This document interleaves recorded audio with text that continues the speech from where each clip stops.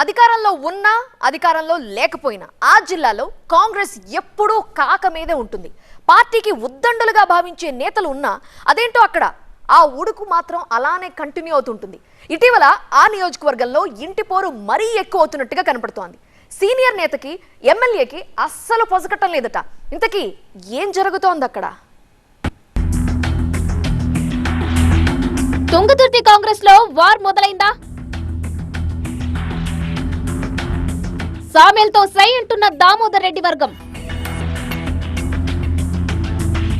కొడుకు కోసం మాజీ మంత్రి కొత్త ప్లాన్.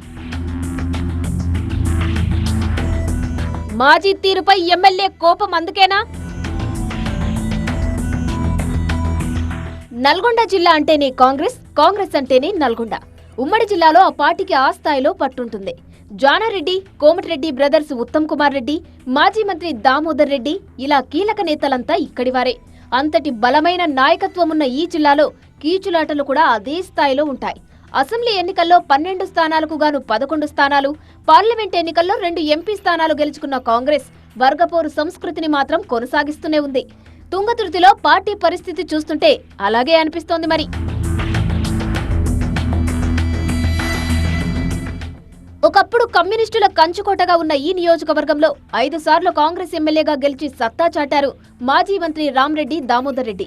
ఆ తర్వాత అది ఎస్సీ రిజర్వ్డ్గా మారడంతో సూర్యాపేటకు మారిన దామోదర్ రెడ్డి ఇక్కడ కూడా బలమైన క్యాడర్నే కొనసాగిస్తున్నారు. ఎమ్మెల్యేగా ఎవరు గెలిచినా తన పట్టు కోల్పోకుండా చూసుకుంటున్నారు. 2024 ఎన్నికల్లో ఇక్కడ కాంగ్రెస్ ఎమ్మెల్యేగా గెలిచిన సామేల్కు తన ఇలాఖాపై దామోదర్ రెడ్డి పెత్తనం చేస్తుండడం నచ్చడం లేదట. సూర్యాపేటలో మరోసారి ఓటమి మూటగట్టుకున్న దామోదర్ రెడ్డి కాంగ్రెస్ ప్రభుత్వం రావడంతో తన క్యాడర్కు న్యాయం చేసేందుకు ప్రయత్నిస్తున్నారు. అందులో భాగంగానే తుంగతుర్తిలోని తన అనుచరులకు పదవుల్లో ప్రాధాన్యత ఆశించారు. అయితే బీఆర్ఎస్ నుంచి కాంగ్రెస్ లోకి వచ్చిన సామేల్ తన వెంట వచ్చిన వారికే ప్రాధాన్యత ఇస్తున్నారనే ప్రచారము జరుగుతోంది. ఈ వ్యవహారంలో లోకల్ కాంగ్రెస్ నేతలు, దామోదర్ రెడ్డి వర్గం నేతలు ఆయనపై తీవ్ర ఆగ్రహంతో ఉన్నారట. దీంతో తుంగతుర్తి కాంగ్రెస్ 2 వర్గాలుగా చీలిపోయింది. కొంతకాలంగా వేదిక ఏదైనా సరే తుంగతుర్తి కాంగ్రెస్ లో రచ్చ రొటీన్ అయిపోయింది.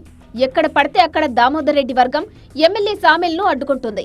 ప్రభుత్వ పథకాల లబ్ధిదారులుగా బీఆర్ఎస్ కార్యకర్తల్ని ఎంపిక చేసి కాంగ్రెస్ కార్యకర్తలకు అన్యాయం చేస్తున్నారని మండిపడుతున్న దామోదర్ రెడ్డి వర్గం ఎమ్మెల్యే డౌన్ డౌన్ అంటూ నినాదిస్తోంది.